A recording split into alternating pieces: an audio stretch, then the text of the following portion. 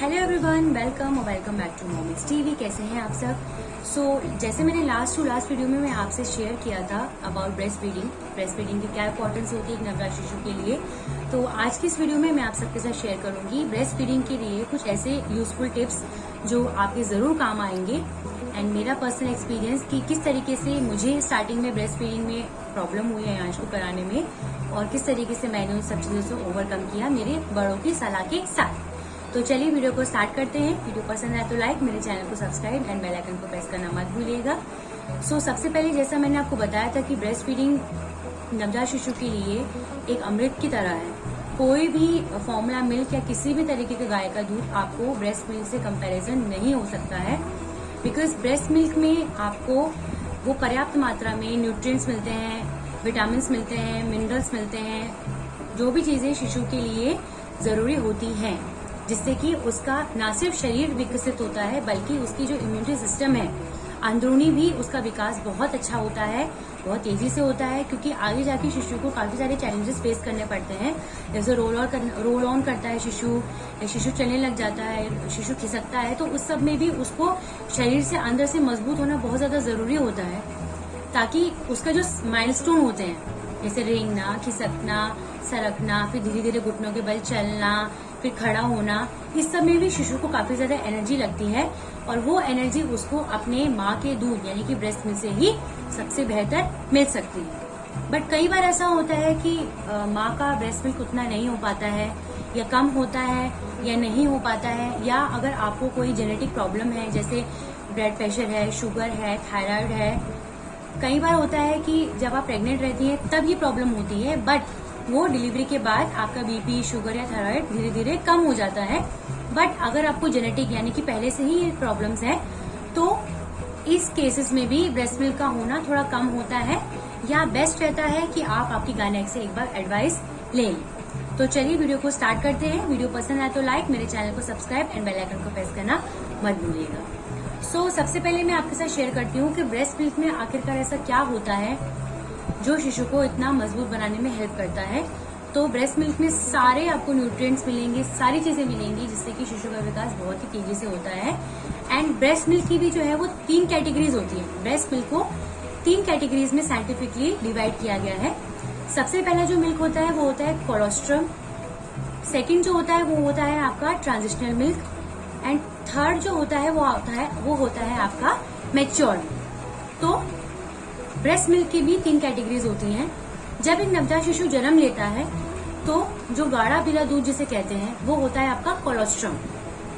शिशु जब जन्म लेता है उसके जन्म लेने के तुरंत बाद ही ये गाढ़ा पीला दूध आपके शरीर से निकलता है, एंड डॉक्टर भी एडवाइस करते हैं कि शुरुआत का गाढ़ा पीला दूध जो है वो 1 से 2 चम्मच अगर बच्चा ले तो बच्चे की इम्यूनिटी बहुत अच्छी हो जाती है और उसका मानसिक और शारीरिक विकास भी काफी अच्छा होता है। नेक्स्ट होता है आपका ट्रांजिशनल मिल्क। ट्रांजिशनल मिल्क होता है जब बेबी पैदा होता है उसके बाद कोलोस्ट्रम मिल्क निकलता है कुछ घंटों तक, उसके बाद आपके 24 से 28 घंटे के बाद आपका ट्रांजिशनल मिल्क निकलना शुरू हो जाता है, यानी कि 1 हफ्ते के अंदर अंदर आपका ट्रांजिशनल मिल्क निकलना शुरू हो जाता है। तो ट्रांजिशनल मिल्क में आपके सारे न्यूट्रिएंट्स होते हैं जो बच्चे को हेल्प करते हैं ग्रो करने में, उसको तंदुरुस्त बनाने में हेल्प करते हैं।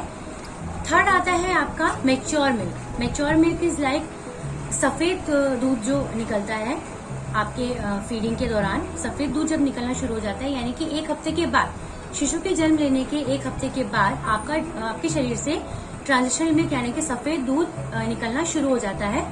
हल्का सा गाढ़ा होता है एंड उसका कलर जो है वो सफेद होता है एंड वो कंटिन्यू मात्रा में निकलना फिर शुरू हो जाता है। तो ब्रेस्ट मिल्क की ये तो 3 कैटेगरीज होती हैं। फर्स्ट इज कोलोस्ट्रम, गाढ़ा पीला दूध। सेकेंड इज ट्रांजिशनल मिल्क जो कि स्लाइटली आप बोले तो ऑरेंज और व्हाइट कलर का मिक्सचर होता है, यानी कि ज्यादा येलो भी नहीं होता है बट ऑरेंज और व्हाइट कलर का मिक्सचर होता है। एंड थर्ड होता है आपका मैच्योर मिल्क जो कि प्योर व्हाइट कलर का होता है बट हल्का सा स्लाइटली गाढ़ा होता है। तो ये तो 3 आपके ब्रेस्ट फीडिंग की कैटेगरीज हैं। अब बात करते हैं कि ब्रेस्ट फीडिंग जब आप नवजात शिशु को कराती हैं तो उस दौरान आपको किन सावधानियों की जरूरत है, किन सावधानियों को रखने की आपको जरूरत है। सबसे पहले मैं आपको बताऊं तो ब्रेस्ट फीडिंग कराना कोई नॉर्मल काम नहीं होता है। बिकॉज ब्रेस्ट फीडिंग के दौरान भी माँ को काफी सारी चीजों का ध्यान रखना होता है अपने शिशु के लिए, बिकॉज वो नवजात शिशु इतना छोटा रहता है कि आपको ब्रेस्ट फीडिंग के साथ साथ उसका भी ध्यान रखना होता है कि क्या करेक्ट पोजीशन होना चाहिए ब्रेस्ट फीडिंग के लिए, किस तरीके से बेबी कंफर्टेबल होगा, किस तरीके से आप कंफर्टेबल हैं अपने बेबी को ब्रेस्ट फीड कराने में। इन सारी चीजों का भी ध्यान रखना बहुत ज्यादा जरूरी होता है। एंड ये फिजिकली एंड मेंटली भी आपको कामनेस देने के लिए, यानी कि आपको शांत रखने के लिए भी जरूरी है, बिकॉज स्टार्टिंग में पोस्टमार्टम डिप्रेशन काफी ज्यादा रहता है। जैसे मैंने आपको वीडियोज में बताया भी है पोस्टमार्टम डिप्रेशन के बारे में। जो माँ होती है, नई माँ होती है, वो ऑलरेडी काफी सारी चीजों से गुजर रही होती है, तो उस दौरान भी आपको शांत रहने की जरूरत है। आपके शिशु के ऊपर आपको पूरा फोकस होना चाहिए। लाइक मैं बताऊं आपको, तो स्टार्टिंग में मुझे भी काफी ज्यादा अजीब लगता था जब मेरे बाल बहुत तेजी से झड़ने लग गए थे, काफी ज्यादा ब्लीडिंग मुझे होती थी, एंड ब्लीडिंग के साथ साथ काफी ज्यादा बॉडी पेन भी रहता है। जब आप शिशु को जन्म देते हैं तो उसके बाद काफी ज्यादा बॉडी पेन रहता है 2-3 दिन तक। हालांकि मेरी मदर इन लॉ ने मेरा बहुत ध्यान रखा, तो मैं बहुत जल्दी इस चीज से ओवरकम कर चुकी थी। बट कई बार ऐसा होता है कि कई मदर्स होती है जिनके पास हेल्प लेने के लिए कोई भी नहीं होता है। अभी बिकॉज कोविड का टाइम चल रहा है, तो कई बार ऐसा होता है कि आप आपके इन लॉज के पास भी नहीं जा पाते हैं, या आपकी मदर से भी आप हेल्प नहीं ले पाते हैं, या आप उनको नहीं बुला पाते हैं। जैसे मैं आपको बताऊं तो क्योंकि मेरा जो ससुराल है वो इंदौर है और मैं रहती यहाँ एनसीआर में हूँ, तो यहाँ से वहाँ ट्रैवल करने में लगभग 14 घंटे लगते हैं। तो मेरी मदर नहीं आ पाई थी उतना मेरा ध्यान रखने के लिए, या वो मुझे यहाँ नहीं बुला पाई थी, क्योंकि 14 घंटे नए नए में नवजात शिशु के साथ ट्रैवल करना बहुत रिस्की होता है। उस टाइम खैर कोविड का भी इतना, कोविड तो नहीं था, 2019 दिसंबर की बात है, कोविड नहीं था, बट फिर भी नवजात शिशु के साथ आप इतनी जल्दी ट्रैवल नहीं कर पाते हैं, क्योंकि आपको खुद को भी बॉडी पेन हो रहा होता है और आप अंदर से भी इतनी सारी चीजों से गुजर रही होती हैं कि आपका खुद ही मन नहीं करता कि आप कहीं ट्रैवल करें इतनी जल्दी। तो मेरी मदर भी नहीं आ पाई थी, वो आई थी 1 हफ्ते के लिए आई थी और उसके बाद वो चली गई। तो इसीलिए मैंने सोचा कि मैं एक डिटेल वीडियो इसकी भी बनाऊं, ताकि अगर कोई भी नई माँ है जो इस कोविड के दौरान अकेली पड़ चुकी है, या जो हेल्प नहीं ले पा रही है, या जो अपनों को नहीं बुला पा रही है, तो मेरी इस वीडियो से अगर किसी भी एक मदर का या नई माँ का हेल्प हो जाए तो मेरे लिए बहुत बड़ी बात है। सो मैं आपको बताती हूँ कुछ पोजीशंस। जब भी आप बेबी को फीडिंग कराएं तो कुछ चीजों का आप ध्यान रखें। सबसे पहला जो आता है, आप बेबी को फीडिंग कराएं, शुरू में आप बेबी को हमेशा बैठ के फीडिंग कराएं, लेट की फीडिंग ना कराएं, क्योंकि क्या होता है कि नवजात शिशु इतना हैबिचुअल आपसे नहीं रहता। जब एक नवजात शिशु जन्म लेता है तो उसको भी थोड़ा टाइम लगता है माहौल में घुलने मिलने का। वो सिर्फ और सिर्फ आपको जानता है, अपनी माँ के टच को जानता है, तो वो आपके अलावा किसी और के साथ नहीं रह पाएगा। ये मेरा खुद का पर्सनल एक्सपीरियंस है। एंड आज भी अयांश 1.5 साल से ऊपर का हो चुका है, आज भी उसको जब भी वो सो के उठता है तो उसको हमेशा मेरी जरूरत होती है और किसी की भी जरूरत नहीं होती, क्योंकि स्टार्टिंग से उसको सिर्फ मेरे टच का अनुभव है और ये सही में होता है। सो स्टार्टिंग में जो शिशु है वो इतना हैबिचुअल नहीं हो पाता इन चीजों में, तो वो सिर्फ और सिर्फ आप पे डिपेंड करेगा, सिर्फ आप पे निर्भर करेगा, वो आपको ही तंग करेगा। आप ये सोच के चलिए। अगर आप सोचें कि नहीं मुझे थोड़ा सा कंफर्ट जोन चाहिए मेरा, बट वो सब आपको मिलेगा टाइम के साथ। उसके लिए आपको मेंटली बहुत ज्यादा प्रिपेयर होने की जरूरत है। इसीलिए स्टार्टिंग से मैंने हमेशा कहा है, जब भी आप प्रेग्नेंट हो उसी दिन से आप अपने माइंड को मैच्योर कर लीजिए, अपने माइंड को आप बना लीजिए कि आगे की आने वाली आपकी जर्नी आपके शिशु से जुड़ी हुई है। अगर आप ये सोचे कि आपने शिशु को बस जन्म दे दिया है, उसके बाद उसका ध्यान रखने के लिए आप कुछ भी करें, कोई भी कितना भी आप एक्सपेंस करें, कितने भी खर्चे करें, लेकिन शिशु को इन द एंड अपने माँ से ऊपर किसी की भी जरूरत नहीं होती, नॉट इवन हिज और हर फादर। शिशु को अपने पिता की भी इतनी जरूरत नहीं होती है शुरू के दिनों में, जितनी उसको अपनी माँ की जरूरत होती है, क्योंकि उसकी माँ से उसकी जिंदगी जुड़ी है। आपने अपने शिशु को जन्म दिया है, आपने शिशु को जन्म दिया है, तो ये आपकी रिस्पॉन्सिबिलिटी बनती है 101% से भी ऊपर कि आप उसका पूरा ध्यान रखें। इसलिए आपको आपके माइंड को पहले ही प्रिपेयर कर लेना चाहिए। ये बहुत ज्यादा इम्पोर्टेंट होता है और ब्रेस्ट फीडिंग में ये चीज बहुत ज्यादा असर करती है। ये मेरा खुद का एक्सपीरियंस है, मैं आपको बताऊंगा। जब अयांश हुआ था तो मुझे बिल्कुल भी ब्रेस्ट मिल्क नहीं हुआ था, टू बी वेरी ऑनेस्ट मुझे नहीं हुआ था, और मैं ये सोच चुकी थी कि शायद मैं नहीं दे पाऊंगी अयांश को, ब्रेस्ट मिल्क पे नहीं दे पाऊंगी। बहुत मुश्किल हो गया था, बहुत ज्यादा टेंशन में भी चली गई थी मैं, काफी ज्यादा परेशान भी हो गई थी। यही मैंने गलती करी कि मैं स्ट्रेस नर्स मैंने शुरू करा। ब्रेस्ट मिल्क उतना ही जल्दी होगा जितना आप अंदर से पॉजिटिव रहेंगे, जितना अच्छा आप सोचेंगे, जितना आप आपके बच्चे के साथ अटैच होंगे, ब्रेस्ट मिल्क उतना ही ज्यादा होगा। और ये 100% प्रूवन है, मेरा खुद का एक्सपीरियंस है। जब आप आपके बच्चे से जितना ज्यादा आप अटैच होने लग जाएंगी, उसको महसूस करने लग जाएंगे, उतना ही ज्यादा आपकी बॉडी से ब्रेस्ट मिल्क बेबी को मिलेगा। तो सबसे पहले जो पॉइंट आता है आपका, वो है आपका बॉडी पोस्चर। बेबी को जब आप ब्रेस्ट फीड कराएं तो हमेशा उसको ऐसे रखें, ऐसे लाइक दिस, ये देख सकते हैं, ऐसे रखें उसको। कभी भी आप उसको ऐसे ऐसे ना करें, ऐसे ना कराएं कभी भी ब्रेस्ट फीड। डॉक्टर्स भी बोलते हैं। इससे क्या रहता है कि इनिशियली शुरुआत में क्या होता है कि आपको भी नहीं पता होता कि बेबी को ब्रेस्ट फीड कैसे देना है। एंड नवजात शिशु तो बहुत छोटा है, वो ब्रेस्ट फीड करना जानता है, लेकिन उसको भी एक कंफर्ट जोन चाहिए होता है। तो आप शिशु को अगर ऐसे ब्रेस्ट फीड कराएंगे ना, तो क्या होगा कि उसके नोज के चोक होने के ज्यादा चांसेस रहेंगे, नाक बंद होने के ज्यादा चांस रहेंगे, और ये बहुत ही डेंजरस हो सकता है। और डॉक्टर्स भी कहते हैं कि अगर आप शिशु को ऐसे ब्रेस्ट फीड कराएंगे तो उसके गले में मिल्क अटकने के ज्यादा चांस रहेंगे, दूध अटकने के ज्यादा चांस रहेंगे, जिसकी वजह से उसको काफी ज्यादा ब्रीदिंग प्रॉब्लम हो सकती है। तो हमेशा आप बच्चे को ऐसे दूध पिलाएं, ऐसे खड़ा करके, ऐसे बिठा के उसको, मतलब इससे क्या होगा कि बच्चे को दूध जल्दी डाइजेस्ट भी होगा एंड उसकी नाक भी चोक नहीं होगी और गले में भी उसको कोई प्रॉब्लम नहीं होगी, यानी कि दूध उसको अटकेगा नहीं। सेकेंड टिप जो मैं दूंगी, जब भी जितनी बार भी आप बच्चे को ब्रेस्ट फीड कराएं, अमूमन इन्फेंट को या 6 महीने तक हम बच्चे को, या 3 महीने तक, सॉरी, हम 3 महीने तक शुरू में बच्चे को हर 2-3 घंटे में हमें ब्रेस्ट फीड कराना होगा। जब भी आप 2-3 घंटे के दौरान आप ब्रेस्ट फीड कराएं बच्चे को, इस पोजीशन में आप ब्रेस्ट फीड कराएं, तो हमेशा उसको ऐसे थपका के उसको सहलाएं, बर्प कराएं। कई बार ऐसा होता है कि बच्चा जल्दी बर्प नहीं कर पाता है, तो आप उसको तकरीबन ऐसे आप उसको, ऐसा आपका बेबी आपने फीड कराया, उसके बाद आपको ऐसे उसको धीरे से रखना है, मतलब उसकी गर्दन, बेबी की जो गर्दन है वो कंधे से ऊपर होनी चाहिए। ऐसे आप उसको रखें और हल्के हाथों से उसकी पीठ को ऐसे सहलाएं, तकरीबन 2 या 3 मिनट तक या 5 मिनट तक। अगर उस दौरान वो बर्प कर देता है तो बहुत बढ़िया है, अगर नहीं कर पाता है तो उसका मतलब ये नहीं है कि आप उसको कंटिन्यू 10-15 मिनट तक ऐसे करती रहे, थपकाती रहे जबरदस्ती की, वो बर्प करे। कई बार ऐसा होता है कि बच्चा बर्प नहीं कर पाता इजीली। मेरे खुद के भी साथ ऐसा हुआ था। सब बोलते थे कि बच्चे को जितनी बार दूध पिलाओ उतनी बार डकार आना जरूरी है। इस वजह से मैं उसको बहुत, टू बी वेरी ऑनेस्ट, मैं उसको बहुत जोर से ऐसा थपकाती थी कि क्यों नहीं कर रहा है। फिर जब धीरे धीरे मुझे समझ में आया, जब मैंने टाइम बिताना शुरू किया उसके साथ, तो मैं क्या करती थी, फिर उसको ऐसे उठाती थी, हल्के हाथों से उसको ऐसे मसलती थी नीचे की तरफ, गर्दन से नीचे की तरफ आप उसको ऐसे सहलाएं। इससे क्या होगा कि अगर दूध उसका यहाँ अटका रहेगा, कभी यहाँ दूध रहेगा उसके, यहाँ मुंह के अंदर ऐसे दूध रहता है, तो वो धीरे से उसके पेट में चला जाएगा और उसको उल्टी नहीं होगी। क्योंकि अगर आप डायरेक्ट शिशु को ऐसे फीड कराने के बाद अगर आप उसको डायरेक्ट लिटा दें, तो बच्चा पूरा दूध बाहर निकाल सकता है, क्योंकि वो उसके पेट में जाता ही नहीं है, वो ऊपर तक रहता है। शुरू में बच्चे को नहीं पता होता है कि उसको कितना दूध पीना है, उसको सिर्फ इतना रहता है कि हाँ उसको दूध पीना है, उसको अपनी भूख मिटानी है। तो इस वजह से क्या होता है, कई बार बच्चे ओवर भी पी जाते हैं।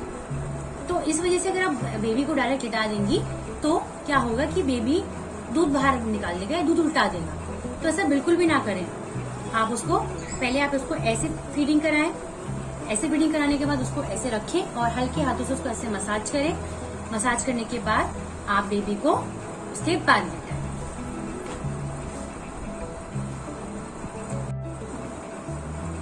नेक्स्ट, थर्ड पॉइंट मैं आपसे शेयर करती हूँ। नेक्स्ट, जब आप बेबी को फीडिंग करा लेते हैं अच्छे से, तो फीडिंग कराने का बेबी का भी एक पर्टिकुलर टाइम होता है। जैसे एक साइड से आप कम से कम बेबी को 10 से 15 मिनट फीड जरूर कराइए, बिकॉज इनिशियल स्टेज में ब्रेस्ट मिल्क का फ्लो काफी ज्यादा हो जाता है। एक बार अगर आपका ब्रेस्ट मिल्क बनना शुरू हो जाता है तो उसका फ्लो स्टार्टिंग में बहुत ज्यादा हो जाता है, लाइक लीक्स भी होना शुरू हो जाते हैं, आपकी टी शर्ट भी लीक हो जाती है, आपको ऐसा अंदर से फील होता है कि आपकी टी शर्ट लीक हो रही है, काफी ज्यादा फ्लो, क्योंकि उस टाइम नया रहता है तो बॉडी भी उस चीज में हैबिचुअल होने में थोड़ा टाइम लगाती है। बट धीरे धीरे जब वो हैबिचुअल होना शुरू होती है तो लीक्स भी होने शुरू हो जाते हैं। इस वजह से क्या होता है कि आपका फ्लो ज्यादा रहता है। शुरू में 100% फ्लो ज्यादा रहता ही है शुरू के 3 महीनों में, फिर धीरे धीरे धीरे धीरे फ्लो जो है वो अपना बैलेंस होना, अपने आप ही बैलेंस होना बॉडी के साथ एंड बच्चे के साथ शुरू हो जाता है। तो जब भी आपको लगे कि आपको ज्यादा लीक्स हो रहे हैं या 2 से 3 घंटे हो चुके हैं, तो ऑटोमेटिकली भी कई बार, मैं खुद का एक्सपीरियंस बताऊं तो 2-3 घंटे जब हो जाते थे अंश को फीडिंग के, तो ऑटोमेटिकली मेरी बॉडी से लीक ब्रेस्ट मिल्क निकलना शुरू हो जाता था। तो फिर आया जब उठता था तो फिर मैं उसको वापस से फीडिंग कराती। तो ये एक बायोलॉजिकल प्रोसेस है, आप इसे कह सकते हैं। तो जब भी 2-3 घंटे के अंतराल अगर आपको लगे कि लीक हो रहा है, तो अगर बच्चा उठे तो आप उसको तुरंत फीड करा दीजिए। अगर आपको लगे कि बच्चा अभी नींद में है तो उसको हल्का सा उठा के आप उसको वापस फीडिंग करा लीजिए। क्योंकि फीडिंग कराने के बाद शुरू के 3 महीनों में तो बेबी सोते ही है। फीडिंग करा 2-3 घंटे में फिर सोए, फीडिंग करा फिर 2-3 घंटे में फिर सोए, तो ये बहुत ही ज्यादा इम्पोर्टेंट हो जाता है। नेक्स्ट आता है आपको क्या करना है कि आपका ब्रेस्ट मिल्क अच्छा रहे।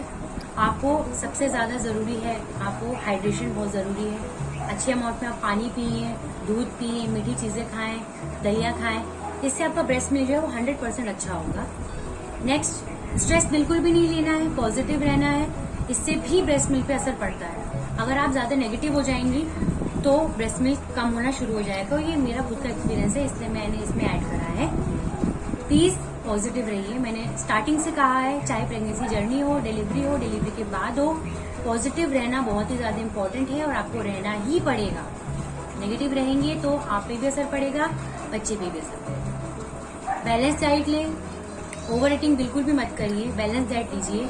जैसे सुबह मीठा खाइए, 2 टाइम मीठा खा रहे हैं तो 1 टाइम नमकीन खाइए, दलिया लीजिए, पतली सी खिचड़ी लीजिए, रोटी मसल की खाइए, मूंग की दाल लीजिए, उसके साथ रोटी मसल की खाइए। ज्यादा चबाइए भी मत स्टार्टिंग में, क्योंकि बॉडी वीक रहती है तो प्रॉब्लम हो जाती है फिर आगे जाके। और last but not the least, आपको आपके बेबी की तरफ ज्यादा ध्यान देना है। बेबी के ऊपर जितना फोकस आप रखेंगे उतनी ही आप अच्छी भी फील करेंगी, पॉजिटिव फील करेंगी।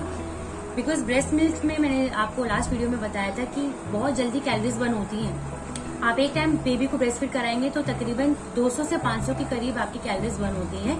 इसलिए आपको टाइम टू टाइम डाइट लेना बहुत जरूरी है। और ऑटोमेटिकली भी जैसे आप ब्रेस्ट फीड कराते हैं बेबी को, तो ऑटोमेटिकली भूख लगना भी शुरू हो जाता है। आप देखेंगे कि अगर आपने एक अंतराल के दौरान अगर आपने बेबी को ब्रेस्ट फीड कराया तो थोड़े टाइम के बाद आपको अपने आप ही भूख लगनी शुरू हो जाती है। तो ये थे कुछ टिप्स कि आपको किस तरीके से बेबी को ब्रेस्ट फीड कराना है। अब बात आती है आपकी कि आपको ब्रेस्ट फीड के दौरान क्या क्या चीजें नहीं करनी है, या अगर आप ब्रेस्ट फीड करानी है तो क्या क्या चीजें आपको नहीं लेनी है। सबसे पहली बात तो ये कि आपको स्टार्टिंग में आपको टाइट कपड़े बिल्कुल भी नहीं पहनने हैं।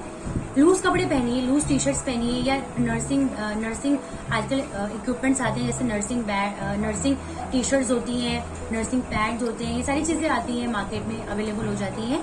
ये अगर आपको इतनी नॉलेज नहीं रहती तो आप अपनी गायनेक से भी एडवाइस दे सकती हैं, वो आपको सारी चीजें बता देंगी। और इसके अलावा आपको ज्यादा तला हुआ नहीं खाना है, या ज्यादा हैवी फूड आपको नहीं खाना है। बिकॉज अगर आप हैवी फूड खाएंगे तो वो लेट होगा डाइजेस्ट होने में, और इससे भी आपका ब्रेस्ट मिल्क जो है वो बनने में देरी होगी। तो ऐसे फूड खाइए, ऐसी चीजें खाइए जो कि जल्दी डाइजेस्ट हो जाए। आपको जितनी जल्दी डाइजेस्ट होंगी उतना ही ज्यादा जल्दी आपका ब्रेस्ट मिल्क भी बनना शुरू होगा। नेक्स्ट आता है कि नॉनवेज मत लीजिए। स्टार्टिंग के दौरान आप ज्यादा नॉनवेज मत लीजिए। इसके अलावा आप सप्लीमेंट्स ले सकते हैं आपकी गायनेक से पूछ के, जैसे ओमेगा 3 कैप्सूल्स आते हैं, या अगर प्रेगनेंसी के दौरान आपने विटामिन की या आयरन की या कैल्शियम की गोलियां खाई है तो आप 3 महीने तक उनको कंटिन्यू रखिए डिलीवरी के बाद भी। इससे क्या होगा कि आपको अंदर से वीकनेस भी नहीं होगी और आप अंदर से फिट भी फील करेंगे। नेक्स्ट पॉइंट आता है आपका अल्कोहल मत लीजिए, स्मोकिंग मत कीजिए, या आप बाहर के वातावरण से आप जल्दी घुलिएगा मत। बिकॉज क्या होता है कि जब आप शिशु को जन्म देती हैं तो ऑलरेडी आपकी बॉडी भी अंदर से वीक रहती है। अगर आप बाहर के माहौल में जल्दी चले जाएंगे तो उससे क्या होगा कि आपका इम्यूनिटी सिस्टम ऑलरेडी वीक है। जब आपने एक शिशु को जन्म दिया है तो बहुत बड़ी बात है, सिस्टम आपका अंदर से वीक है। अगर आपको जल्दी सर्दी जुकाम होगा तो 100% चांसेस रहेंगे कि आपके नवजात शिशु के भी जल्दी बीमार होने के चांसेस रहते हैं। और ये प्रूवन है, मेरा खुद का भी एक्सपीरियंस है। जितना आप अपने आप को रिजर्व करेंगे, आपको आपका ध्यान रखना बहुत जरूरी है। जितना ज्यादा आप अपना ध्यान रखेंगे ऑटोमेटिकली आपका शिशु भी उतना ही ज्यादा हेल्दी रहेगा। 5th पॉइंट आता है कि आपको कोई भी नेगेटिव थॉट नहीं लाना है। आपको ज्यादा नहीं सोचना है कि आपको बच्चे का दूध हो रहा है बच्चे के लिए कि नहीं हो रहा है, मुझे कैसे पता चले कि बेबी को पर्याप्त मात्रा में दूध हो भी रहा है कि नहीं हो रहा है, कहीं कम तो नहीं हो रहा है। तो अगर आपका बेबी अच्छा सोता है, ब्रेस्ट फीड लेता है आपका 2-3 घंटे के दौरान अच्छा सोता है, तो 100% प्रूव है कि आपके बेबी को ब्रेस्ट फीड अच्छा हो रहा है। अगर वो बार बार उठ के रोता है या अपनी उंगलियां चबाता है तो इसका मतलब उसको ब्रेस्ट फीड कम हो रहा है। इस केस में आप आपकी गायनेक्स या तो फॉर्मुला मिल्क लिखवा लीजिए या कुछ ऐसे सप्लीमेंट्स ले लीजिए जिससे आपका ब्रेस्ट मिल्क जो है वो अच्छा हो। पर आपको ज्यादा सोचना भी नहीं है, क्योंकि जितना आप नेगेटिव सोचेंगे उतना ही असर आपके ब्रेस्ट मिल्क पे पड़ेगा। और ये मैं बार बार कह रही हूँ एंड 100% ये पड़ता ही है। मेरा खुद का भी एक्सपीरियंस इसमें है। कैसे पता चले कि बेबी को अच्छी मात्रा में दूध हो रहा है? अगर आपका बेबी तकरीबन 12 बार अगर यूरिन पास करता है या उसका डायपर 12 बार गीला होता है, 12 से ऊपर भी गीला हो सकता है, क्योंकि ठंडियों के मौसम में अगर रहते हैं तो 12 से ऊपर तो हो ही जाता है। बट अगर गर्मियों का मौसम है तो मिनिमम 6 to 12 टाइम्स अगर आपका बेबी पी करता है तो आपको मात्रा में अच्छा दूध हो रहा है, बच्चे को अच्छा दूध हो रहा है और आपको भी अच्छा दूध हो रहा है। और अगर वो दिन में तकरीबन 4 से 5 बार पूप करता है या पॉटी करता है तो उसको बहुत अच्छा दूध हो रहा है। और अगर उसकी पॉटी येलो कलर की है, ये वियर चीजें नहीं है, ये साइंटिफिक चीजें हैं और मेरा खुद का भी एक्सपीरियंस है। अगर वो येलो कलर की पूप करता है 4 से 5 बार दिन भर में 24 घंटों में, तो समझिए कि उसको अच्छा दूध हो रहा है। अच्छा दूध जितना होगा तो उसको उतना ज्यादा कब्ज भी नहीं होगा, उसको अच्छा फील होगा। ब्रेस्ट फीड कराते दौरान बेबी अच्छे से दूध सक करता है, ये आपको भी फील हो जाएगा। और कोशिश कीजिए कि जब बेबी ब्रेस्ट फीड करता है तो वो आपका टमी और बेबी का टमी एक दूसरे से चिपका रहे। इससे क्या होगा कि अगर इनिशियल में बेबी को हवा नहीं जाएगी बेबी के मुंह के अंदर, क्योंकि बेबी जो है वो सिर्फ सक करता है स्टार्टिंग में, उसको सिर्फ इतना पता है कि उसको सक करके दूध पीना है। सो सक और सकलिंग में फर्क होता है। अगर आपको लग रहा है कि आपका बेबी आपके अटैच नहीं है अच्छे से, तो आपको आपके पोजीशन है उसको एडजस्ट कर लेना चाहिए। सबसे पहले आप खुद भी कंफर्टेबल हो जाइए। चाहे तो आप पिलो ले सकते हैं या आजकल ऐसे कुशन्स आते हैं या ऐसी चेयर्स आती हैं, फीडिंग चेयर्स आती हैं, जिससे कि मदर को भी कंफर्टेबल रहता है। और अगर आपको कंफर्टेबल रहेगा तो ऑटोमेटिकली आपकी बेबी को भी कंफर्टेबल रहेगा। तो आप पहले कंफर्टेबल हो जाइए, उसके बाद बेबी को फीडिंग कराइए। आपको लगता है कि बेबी अच्छे से सक कर रहा है तो ऑटोमेटिकली बेबी को कभी भी पेट की कोई प्रॉब्लम नहीं होगी। और अगर बेबी को पेट की प्रॉब्लम होती भी है तो उसका भी मैं एक डिटेल वीडियो नेक्स्ट वीडियो में लेकर आऊंगी। सो ये वीडियो कैसा लगा आपको? आई होप आपको अच्छा लगा हो। वीडियो को ज्यादा से ज्यादा शेयर कीजिए। मैं जल्दी मिलती हूँ आपसे नेक्स्ट वीडियो में। Till then good bye, take care, अपना ध्यान रखें।